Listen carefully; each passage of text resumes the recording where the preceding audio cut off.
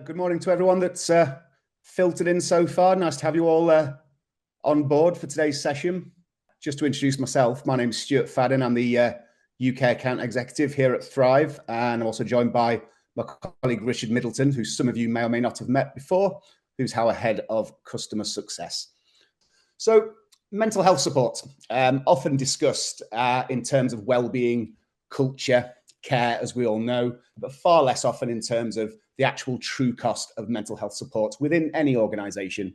So beyond budgets, benefit packages, etc., there are hidden impacts on productivity, retention, customer outcomes, and long-term organizational performance. So, in today's session, the true cost of mental health support, we're going to be taking a practical look and an honest look, really, at what mental health support really costs organizations in 2026. Not just when it's done well, obviously, but also when it's overlooked, when it's underfunded, or just poorly implemented, which we've seen many, many times over the years. So, as I mentioned, my name's Stuart Fadden. I'm the United Kingdom account executive here at Thrive Mental Wellbeing, and I'm joined by my colleague, as I say, Richard Middleton, who's our customer head of customer success, who I'll hand you over to in a minute or two to introduce himself and get the presentation started.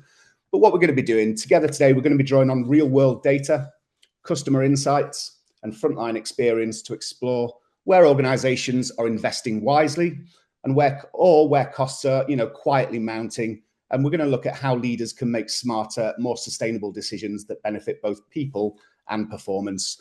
So to the people who are on today's session, whether you're responsible for strategy, customer outcomes, or just overall business performance, this conversation is designed to challenge any assumptions you may have and provide some clarity on issues that affect pretty much every organization, whether you've got one member of staff or 10,000.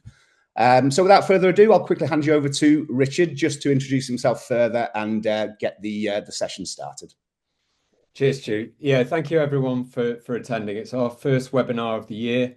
We've got a really exciting schedule this year. We've mixed things up a little bit, responded to what some of our customers have asked for, and some of the experiences that we've had when we're up and down the country exhibiting our services and joining conversations with colleagues like yourselves who've joined today. So I look after our existing customer base. That means getting the most out of the Thrive solution.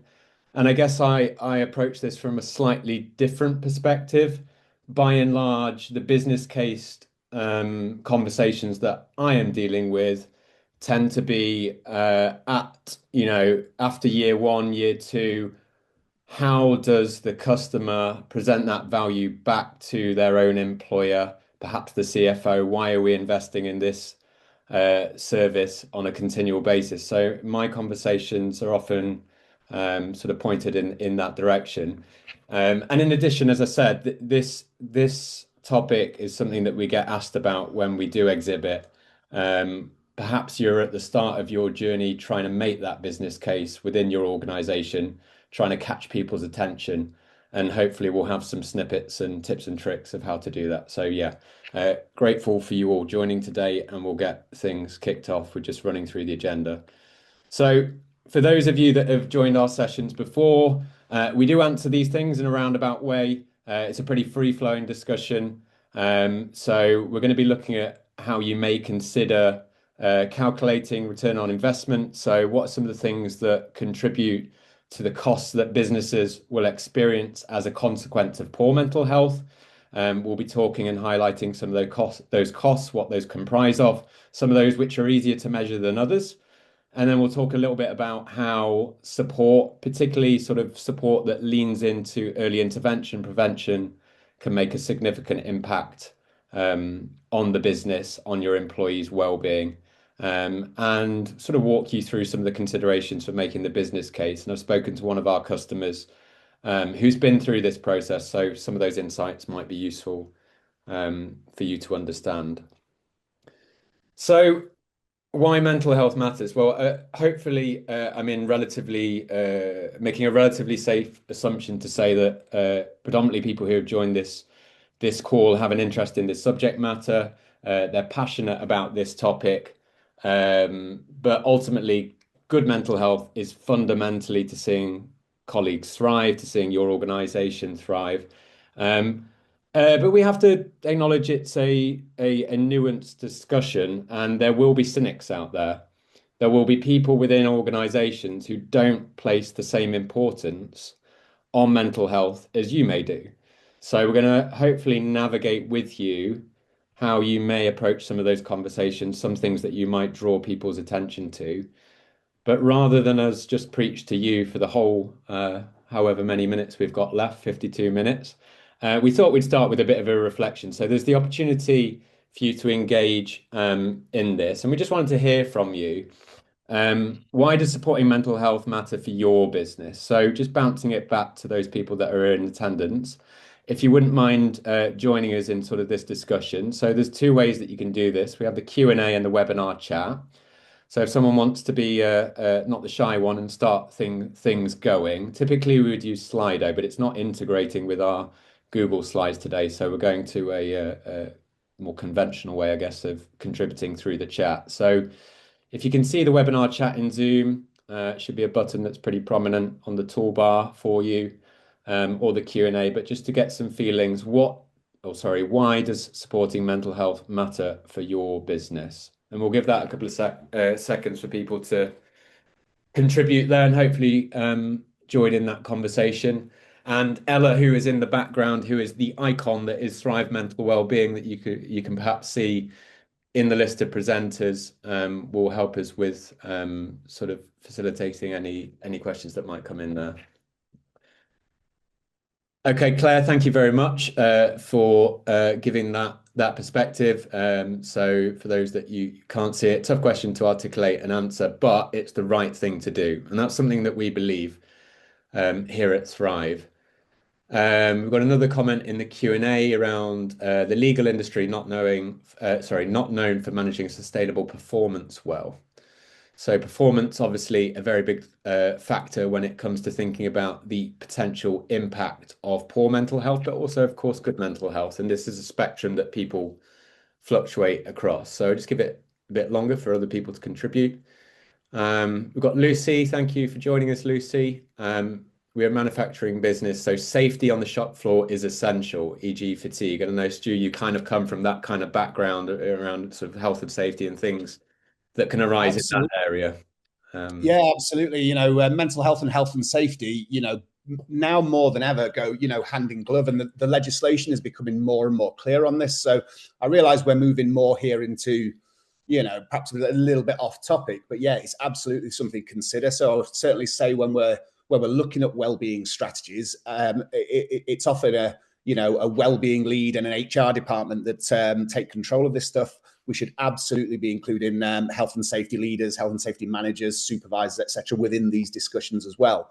Because as well as providing a safe working environment where mental health needs to be addressed, we've also got to consider the legal ramifications in the event of, say, an accident in the workplace. You will be inspected, you will be fined, you will be prosecuted if you can't demonstrate, a duty of care towards your employees. So I would say to everybody on the call, as Rich says, I have quite a lot of experience in that side of things. If you've got any questions on that, by all means, drop me an email, drop a comment in the chat, and I'll make contact with you. But yeah, you're absolutely correct to bring that up. Cheers, Stu. Yeah, there's a couple more comments around the importance of this. So keeping colleagues to stay well, resilient, and able to deliver high quality services. And actually, I saw an article on LinkedIn this morning that one of our partners posted, and it was about the charity sector actually, and the toll that by and large, these are individuals that very much care about the support that they're providing their beneficiaries, and the impact that can have on people providing care to other individuals who perhaps are experiencing challenging situations that their beneficiaries are going through. So this affects all sorts of different sectors across the piece. And then we've got a few comments around company culture, where people feel valued and supported, and around absence and productivity. So 100%. And thank you for sort of getting involved in that discussion in the chat. And feel free, by the way, to sort of raise any points as we go along. So there's a couple of things on this slide. So why does mental health matter at work? So you've come up with some of the points there around productivity, resilience. Um, but how can it show up, I guess? How can poor mental health show up in the business? I guess the first observation to say is it's typically underestimated how widespread or common these conditions are. The latest stats from NHS England, sorry, from the NHS, show that 1 in 5 individuals have experienced a common mental health challenge in the last year. That's gone down or up, actually, if you look at it from that sense, from 1 in 6. So when we refer to common mental health conditions, we are talking about anxiety and depression predominantly. And in fact, those are the two most sort of prevalent conditions in our society, and ones that typically show up in the workplace. Anxiety being typically the lion's share of cases, but often these things being sort of comorbid, so people experiencing anxiety and depression. Um, the other thing to say is this really impacts individuals' day-to-day functioning. That can show up in the workplace, that can show up with their colleagues, their performance. But you can't always see these issues, like a physical health issue, which is perhaps easier in a more tangible way to observe. Mental health conditions can sort of bubble away beneath the surface. Um, and it is also, I think, important and perhaps helpful to think of mental health as just health. It's a component of health, even though there's typically a sort of distinction made between the physical health and mental health. So I'll move us on. So, Stu, I think this brings you into play. I'll pick things up. Yeah, thanks, Richard. So, really, what we're doing here with the human impact is just moving on and fleshing out a little bit more what Richard touched upon just a few moments ago, really. So, when we talk about poor mental health, it does have a profound impact on an individual's quality of life. It can affect how people feel day to day, how motivated they are, how much enjoyment they take from things that, they once felt were more meaningful. I think we've all been there at one point or another to different degrees. So when mental health is compromised, even routine tasks become overwhelming, your energy levels drop, and a sense of purpose or optimism can fade. It also affects how people relate to others and how well they're able to cope. Poor mental health can reduce confidence, make communication much harder, and increase feelings of isolation. And that word isolation, I think, is a common theme and a very relevant one when we're talking about health and safety. I think you can encapsulate lots of mental health issues within that one word alone, isolation. And left unaddressed, poor mental health, often develops into stress, anxiety, burnout, becoming more and more common in the workplace, and can contribute to long-term both physical and psychological illness. So chronic stress places strain on the body as well. Often under discussed in my opinion, and increases the risk of fatigue, sleep disruption, and ultimately prolonged absence from work. And I know there's many HR leaders on this call today who certainly deal with that on a day-to-day basis. But crucially, I think people don't leave their problems at the door when they come to work. To think that they do is just naive. None of us do. We always carry whatever burden we've got. Could be trivial to some, more more serious to somebody else. But ultimately, it doesn't leave us when we come to work. We may be able to hide it, we may be able to disguise it, but ultimately, personal challenges, emotional strain, mental health struggles inevitably are going to travel with you, influencing your focus, decision making, creativity, resilience. So in closing on this section, I'd say workplaces are just not separate from life. They're part of it. So recognizing this human reality is essential for business leaders and organizations that want to support the people effectively, and create an environment where individuals can perform, connect, and I suppose thrive. Pun very much intended. So yeah, that takes us from the human impact, I think, onto the next slide, Rich. Unless you just one more thing to say on that, Stu, is perhaps to bring some balance to this, so that there may be people out there going, we're not advocating for a stress-free environment. you need some degree of stress, right? To often operate, to have an impetus to do something, to perform. So it's that balance of when things kick over into chronic stress, protracted long periods of stress. Perhaps you don't have the resources that you need to do the job. Perhaps you're not supported in that environment. So it's not we're not living in an idealistic world where we think that isn't required, and I don't think there's any business that thinks that there doesn't need to be some degree of urgency of stress from time to time. It's just about having a balanced approach to that and making sure that the environment is safe for people, and people and your colleagues are supported, and they have the tools to access as and when they need them, um, to um, to get support.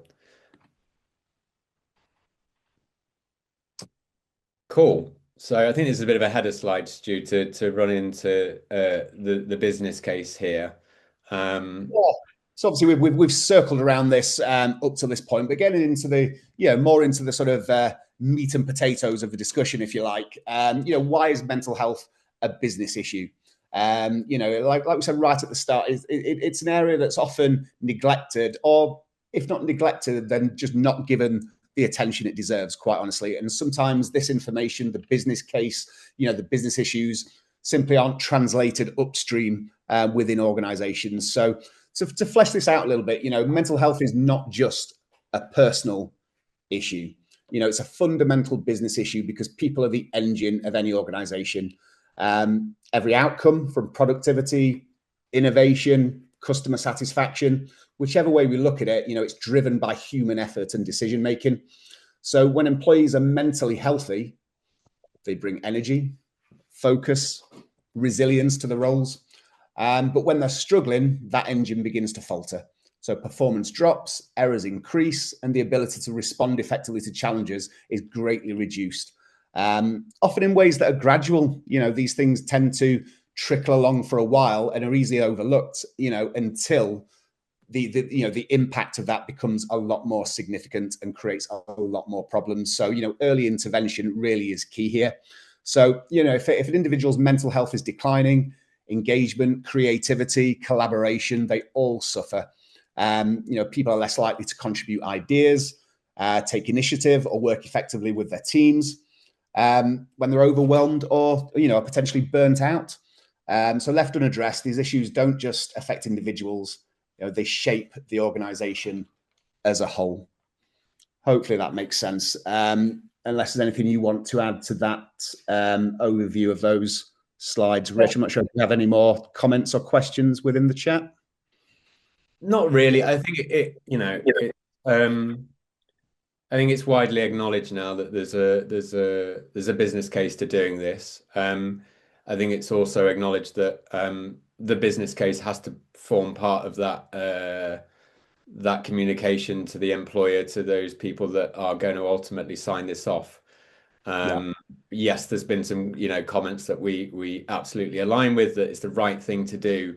But in these times, which are very uncertain from a geopolitical, macroeconomic perspective, organizations need to be able to show that these things, when some organizations might not be doing so well, are still the right things to invest in. So I think it's about just recognizing that there are various ways you can show the impact of mental health support, but the financial argument is still one of those that some, if not all, organizations will be wanting to understand from those colleagues that are responsible for bringing these services into the business. All right, thanks, Rich. So yeah, again, just fleshing out this idea of the the sort of unaddressed business issues of sort of poor mental health. Looking at increased staff turnover and the inevitability of the instability that brings. So looking at these key points on here, stress. We all experience stress to one degree or another, but sustained pressure and chronic stress are major drivers of employee turnover. When people feel constantly overwhelmed, unsupported, unable to recover, leaving your role can often be, a form of self-preservation, if you like you have no other choice but to leave and seek something that's more suitable for you. So over time, even highly committed and capable employees can decide that it's just not worth compromising their health or their mental health specifically in this case to stay where they are. So leading them to seek new roles or the same role but within a different environment where they feel better supervised, better supported even. And when people leave, there's a big knowledge gap as well. When employees leave an organization, they don't just lose headcounts, they lose experience, relationships, institutional knowledge that they've built and gathered over years and years of working for that organization, or certainly within that industry, that are incredibly valuable. And they can take years, to rebuild with a new employee. Valuable insights into systems, customers, ways of working, all just instantly walk out the door, and we've got to literally start from scratch. Because what you're doing is creating gaps that are, incredibly time-consuming and expensive to fill. So the loss can slow down decision-making, reduce quality, and basically increase the likelihood of, more and more severe mistakes being made within the business. And that brings over to, recruitment. People have to be, re-employed within businesses, which takes a lot of time and resources. So, staff turnover brings its own challenges certainly in terms of financial challenges and costs through, the whole business of recruiting, whether that's recruiting internally and the time and effort that takes, or outsourcing to recruitment consultancies and the costs again and time that brings on. And you've got to spend a lot of time with a new starter, bringing them up to speed, onboarding them, training them, et cetera, et cetera. So it could be some considerable time before they're operating at sort of full capacity and in line with their predecessors. So when staff turnover starts to become more and more frequent, the costs are obviously compounded, which means that resources are diverted away from growth, improvement, and into sort of a constant turning of the recruitment cogs, if you like, within the business. And then finally here, we're mentioning pressure. And what we're talking about here really is the pressure on the staff that remain, or the employees that remain within an organization. So as long as these remote roles remain vacant, or new starters are, getting up to speed, workloads rise for the existing staff, expectations are going to stretch, recovery time shrinks, and often placing additional strain on internal teams. So without intervention, we're going to create a cycle where increased pressure leads to further stress within the existing teams, and ultimately even more departures because of it. So it becomes kind of like a vicious cycle, and the larger the organization, the bigger and more compounded those costs are going to be, but obviously even more so in a small organization where we're watching every penny, so to speak. So ultimately, it's reinforcing the instability rather than resolving it, I think, is a good way to describe that and close off that. I'm not sure what you think about that particular, Rich. Yeah, I think there's something you finished on a nice point there. The impact of these of poor mental health and people going off sick and not being able to work, and that laying on other colleagues. For an SME can be really, really pronounced. I mean, you talked about the cost in a larger business, but for individuals, maybe it's a retail environment, you got people off the shop floor or what have you, and in those smaller businesses can be really pronounced. I think the other thing is, and we'll probably mention it in sort of subsequent slides, is around the cultural impact of knowing that people are going off sick, relating to these challenges, and particularly if they are, if you like, preventable things that maybe some of the environments that colleagues are working in aren't creating the most optimal environment for them to do their jobs and things like that. So it can have that cultural impact, and when people leave, they talk, right? So that perception of the employer brand also comes into play here. So I think there's various knock-on impacts that come off the fact of people leaving, as well as all the expense and challenge that accompanies that. Sure. Cool. So yeah, so I mentioned the kind of we're zooming out here, if you like, for the cost to the UK economy and employers. £51 billion per year. This is research from Deloitte. They do really good published research around this, particularly if you're sort of starting out on your journey, thinking about different resources that you can access to find some stats and data. And really it typically, and we've already seen this in the chat, comprises of these three different pots, if you like. Absenteeism, so quite obvious there, people off sick. Depending on the size of your organization potentially and the means you have to measure that.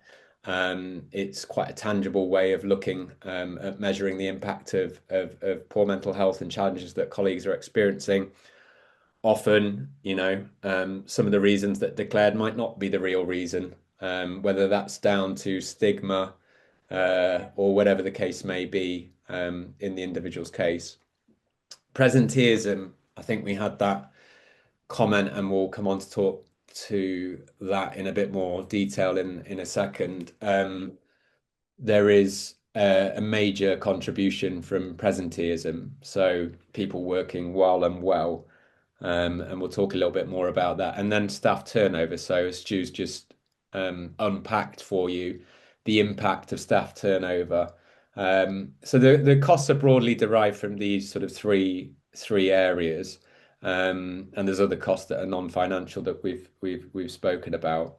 I actually did a bit of research, saw this was data from Unum, insurance provider. So they surveyed 2,000 SMEs, decision makers over the past year, with the median cost of employee sickness for SMEs now around £30,000, or equivalent to nearly 2% of annual turnover. So there's a real impact, regardless of the size of your business you are, but particularly SMEs don't always have the luxury of the big departments that look at this issue. They don't always have the big wellbeing teams. So it's often on the shoulders of an individual to kind of advocate for these things and implement these things. And there's definitely some easy ways that we can help support you to do that.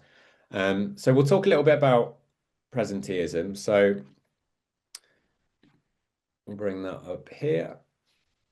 Do you want me to jump in on this one? Yeah. If you jump in, Stu, and then we'll see if there's anything to expand upon. Yeah, sure. So obviously we've, everybody knows what absenteeism is, right? In any business, people are always going to be off sick for one reason or another. Not necessarily a mental health issue, could be absolutely anything. But presenteeism, is something that is discussed, but not in any great detail, because it's very rarely tracked. But, presenteeism occurs when, employees continue to show up despite struggling with their mental health. While they may be physically present, they're often operating well below their full capability. Energy, motivation, focus, all reduced, meaning tasks take longer, effort feels heavier, overall performance declines, often with or without being, immediately visible. We don't necessarily spot it straight away. You're not necessarily looking or asking those questions. And again, why would you? A lot of this depends on the soft skills of how you would broach these conversations, which is perhaps a conversation for another time. But it's absolutely a thing. So poor mental health significantly affects concentration, cognitive capacity. So employees experiencing stress, anxiety, burnout, more easily distracted, mentally fatigued, which really increases the likelihood of errors and work having to be, reworked, redone. Small mistakes can become more frequent, and in some roles, a relatively small mistake can have serious consequences. If you're the payroll manager at a company with 10,000 employees and you're suffering from serious depression, you've got to come into work and run the payroll for thousands of employees. A little hiccup, little mistake here and there could be absolutely huge for the organization. So these are very real things that can happen when we ignore this kind of thing and don't take it as serious as what we should. So when the mental health of an individual is compromised, decision making, generally speaking, will suffer across the board. People can become overcautious, overreactive or impulsive, struggle to assess risks, in any sort of meaningful way. You don't necessarily prioritize effectively or think strategically. So depending on what your role is within an organization, the unintended outcomes can be quite catastrophic in some cases, which is going to lead to lower quality of output, missed opportunities, inconsistent outcomes that are not only going to impact teams, but also customers and long-term business performance. So just to close off this slide, although sickness absence is visible and measurable, most HR departments will track absenteeism in various causes and deal with it in different ways. Presenteeism often costs organizations much more. It's just not being tracked. Reduced productivity, as we've discussed, errors, slower outputs, but crucially, ongoing underperformance are going to accumulate over time, and it's going to create a sustained drain on the resources of the organization, just because it's harder to spot, and as we've mentioned, very rarely tracked in any sort of meaningful way. Presenteeism, it remains one of the most underestimated, expensive consequences of poor mental health at work. In our opinion as an organization. But I think, Rich, you might have a bit more info to sort of just to sort of flesh that out a bit. Yeah, maybe it's a slightly different perspective on it. So for presenteeism, there's, as Stu's kind of alluded to, there's going to be or there may be behavioral or sort of emotional signs that you can look for, or there might be performance-based signs and consequences that you can observe. But I think if we look at this for a second, take ourselves away from kind of the business case and the ROI from a sort of human, caring and supportive, and maybe a colleague looking out for another colleague perspective.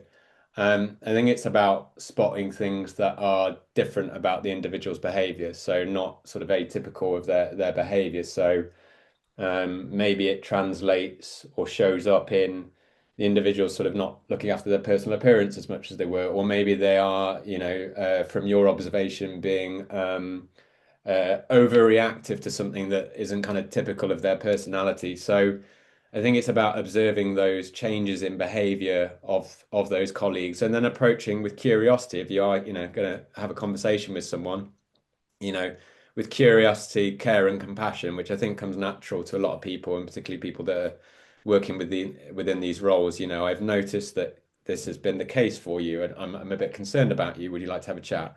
And then thinking about where you might have that conversation, where it might be appropriate to have that conversation with people. But just because that's what we are really here to do, is to make sure that we both support people through our own service, but help educate wherever possible on ways that you can support colleagues. And most of the time you do get, it can be a sensitive subject to address, and there can be some concern about approaching colleagues who might be experiencing these challenges. But really just being empathetic and approaching it is the right thing to do. Not to just sort of let it go by because you're sort of concerned of the consequences. So yeah, I just wanted to make that kind of point as we navigate what is quite, a commercial focus and lens on how do you support an organization to invest in these services. So I'll move us on. So what good mental health support can deliver. So I think here I'm going to try and pull out some of the things that we believe are important, and what can make a difference to organizations. So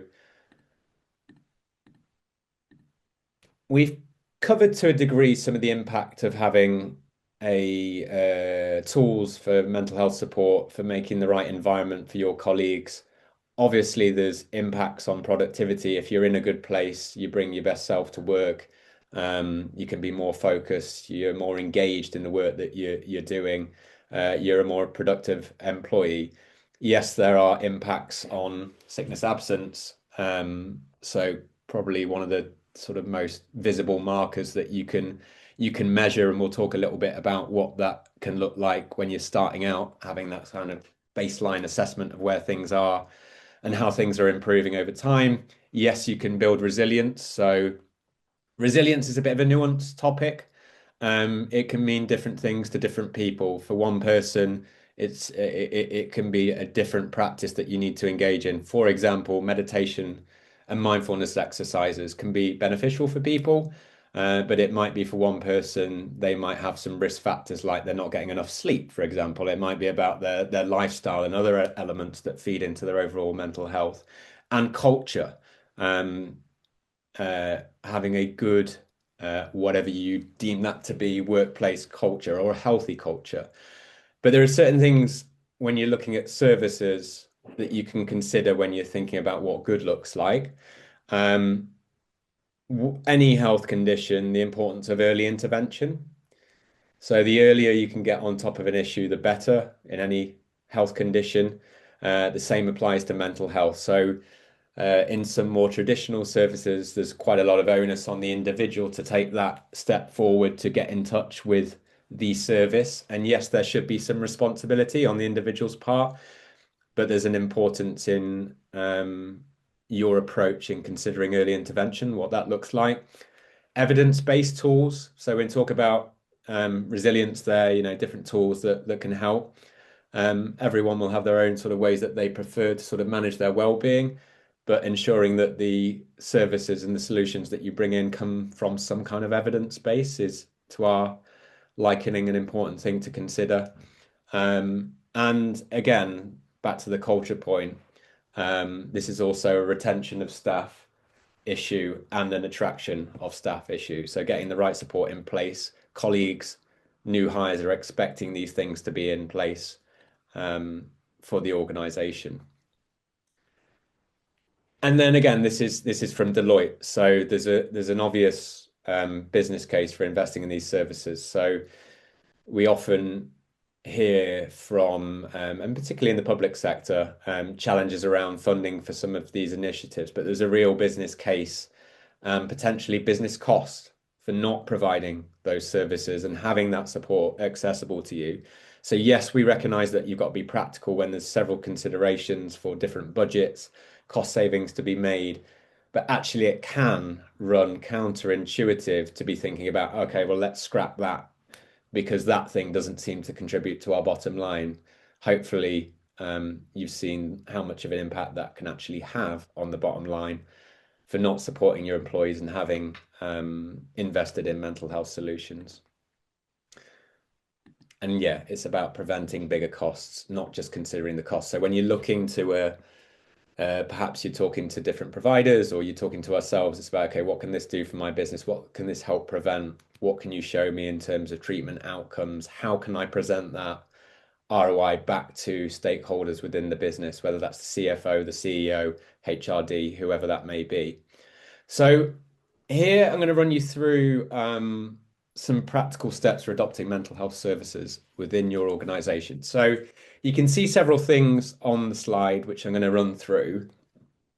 I spoke with one of our customers ahead of this presentation, this webinar, because I thought it'd be valuable to get a customer perspective rather than we share just the top line of things you can consider, which I'm sure some of you will be familiar with these sort of approaches when you're thinking about creating and adopting, creating the business case and adopting services within your organization.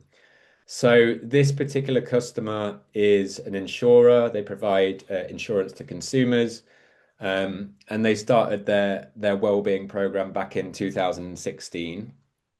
And yes, of course, measuring and starting off with a baseline is important.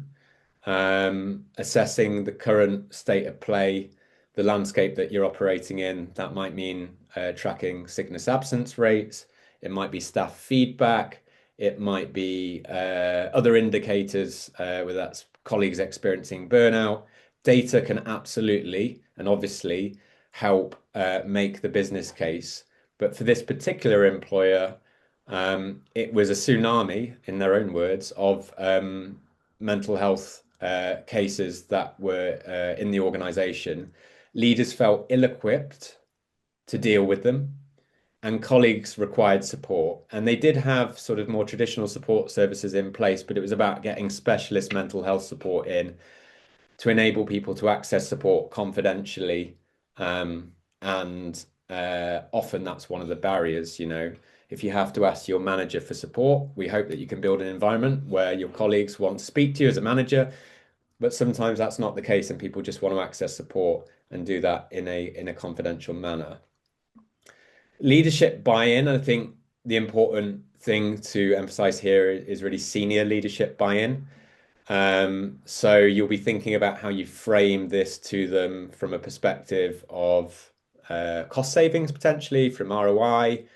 There are some challenges with presenting a very definitive ROI. However, it is possible. Whether you look at the Deloitte research or you ask your provider, what outcomes should I expect from this? How can you convey to me your impact within the business if I'm to bring your services in?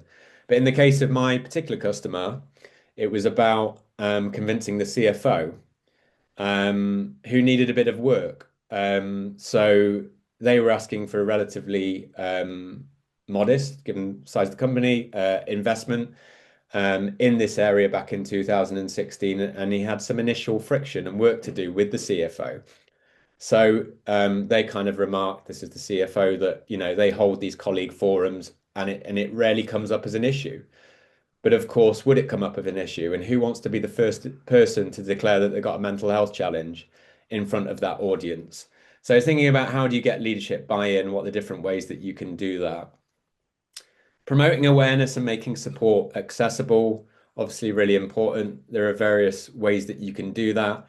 Some of you in organizations might be slightly larger, might have the luxury of having different comms teams that are responsible for this, but often it actually falls on the wellbeing lead themselves to do that.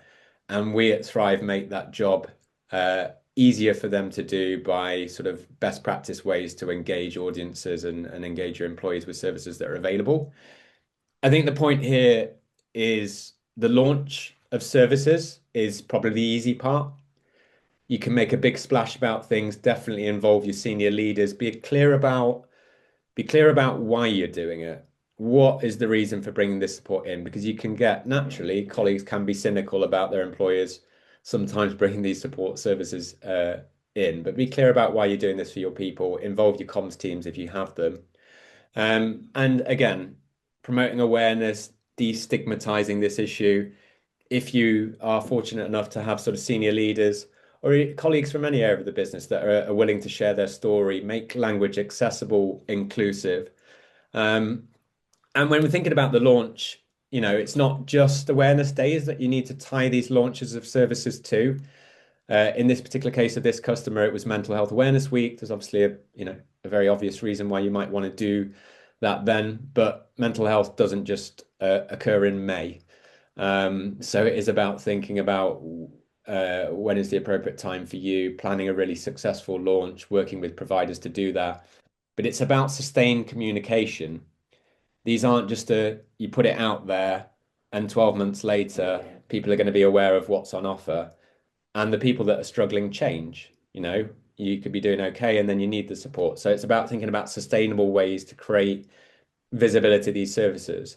One way that you could do that is if you are fortunate to have mental health champions, well-being champions. This particular customer has got a really good, strong network of champions who help create noise around the support that they have available, make themselves available to people, and also making sure that they are supported as well. In terms of monitoring and measuring these things, it can be tough in more traditional services. Sometimes you don't get the impact data. So it's about thinking, what can I show? How can I demonstrate impact? So data is key, but also thinking about those more subjective employee reported surveys, sort of surveying the business, what the colleagues think of the support that's on offer. Do colleagues agree that the organization is looking after them? Do they feel that there is support on offer? Buy-in, we spoke about this in leadership buy-in, but one thing about embedding into culture, you will have your advocates, but you'll also have your cynics. So there will be people who place less priority on this, and it's about thinking about creative ways, maybe even leveraging your advocates to engage those cynics. Don't avoid them. Try and engage in conversation there, making support accessible. and of course, obtaining feedback, whether that's through surveys from colleagues, through forums. And I guess the final point here would be around deploying meaningful support. So this organization is fortunate that they've invested a lot of attention and finances in this area to have lots of different support available, but not too many. And make sure you're clear about what those services do and what their roles are. What is that service's role within the sort of ecosystem, if you like, of mental health support that you offer? And we can help you sort of navigate how to communicate services that you have on offer. If it is Thrive indeed, which is my job, my team, then we'd love to speak to you. Okay. I think I'm coming back to you, Stu.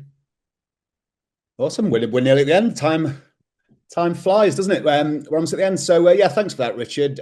Really interesting, and give some really good insights into how better to to introduce these kind of services within your organization. Now, you will notice the final point on Richard's slide just then was deploy meaningful support. That's not by accident. You'll notice introducing Thrive gives me an opportunity to just at the end to put my sales hat on and introduce the Thrive service for a couple of minutes. So obviously, many of you guys that are on this call have been utilizing Thrive services for some time. So this quick little overview will give you an extra sort of refresher in terms of the services that we offer, just in case they're not being perhaps utilized as much as they should be. But crucially, for anyone who's on the call who's not a Thrive client, let me just spend a couple of minutes giving you a quick overview. So, Thrive in its current incarnation has been around for quite a few years now, and certainly took off and grew throughout the pandemic. As you can imagine, many organisations were scrambling at the time to implement these kind of services. So it was a big launch pad for us, and we've now reached a point where we're working with organisations of all different shapes and sizes up and down the United Kingdom and further afield. And the reason for this phenomenal growth is the way that we deliver the service. So the first thing to clarify is that we're not a tech company. A lot of people think that Thrive is just a tech company. It's just an app. That couldn't be further from the truth. So we utilize technology to reach people at scale. The idea being that we know through statistical data that at any one time, around 16% of your workforce are struggling with some form of mental health related issue. And those 16% of your employees are highly unlikely to seek help for a considerable amount of time of their own accord. So our service can run very well, either as a standalone service or in tandem with an existing EAP, simply because it provides much more well-rounded and fuller support for employees in the areas of mental health. So when it comes to accessing therapy, our therapy is uncapped. We will work with an individual until they are better.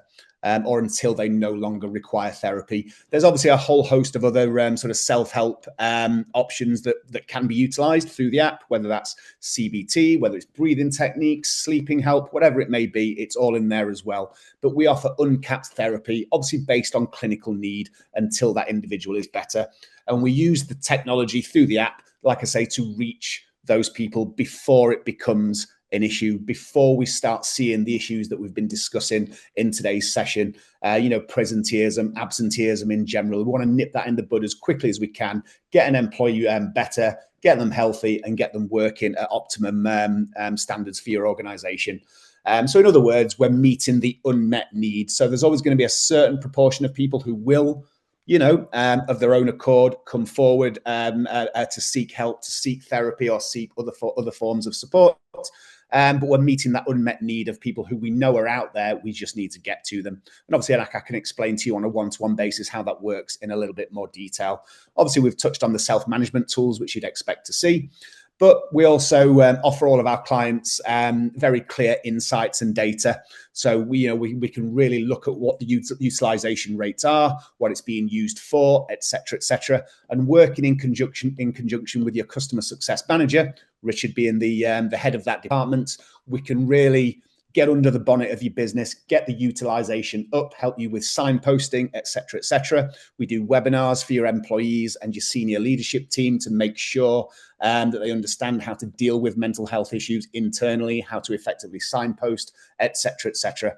The service is a 24/7 service as well. So we do realize that mental health issues don't necessarily switch off at 5:30 in the afternoon. So the service is available round the clock for employees to be able to access.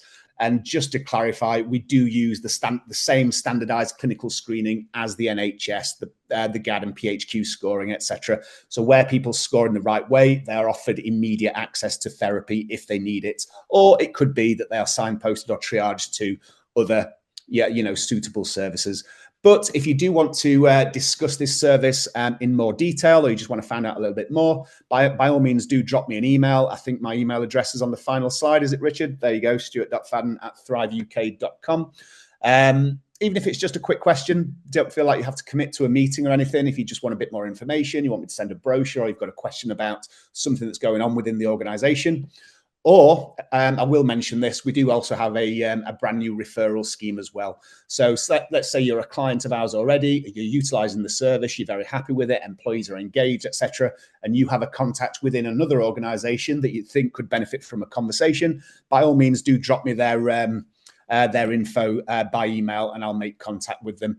And we do offer you a little Amazon voucher as a thank you for introducing any new clients as well. So on that, unless anyone's got any questions at the end, we can run through those. I think we're about wrapped up. Are we, Richard? Yeah, I'll just check the chat. Just a couple of things. So for the webinar recording, this will be sent to people on Friday. It's typically 24 hours, but we're out as a company tomorrow, so it will be a little bit longer. And just with a little bit of consideration, so to employers that might have other services that are more traditional. So we often coexist with more traditional services like EAPs. There is an opportunity for sure in these services that lean into that proactive method of treatment, reaching out to people at the point of struggling, which is what we do with Thrive. But just maybe to give a bit of balance, because there will be some fans of those services, and often we do encounter customer situations where they have both, but there are certainly merits in exploring solutions like Thrive, where we take that sort of proactive, preventative approach and that uncapped based on clinical need. So this is about people recovering, it's about people getting better, and hopefully giving you and showing you the outcomes to continue your case of investing in an organization like Thrive. So yeah, thank you very much for everyone that's attended. You will get the recording. That will hit you on Friday, I believe, Ella. And I hope you have a good day ahead and enjoy the rest of your week. All right, cheers. Thanks very much, everybody.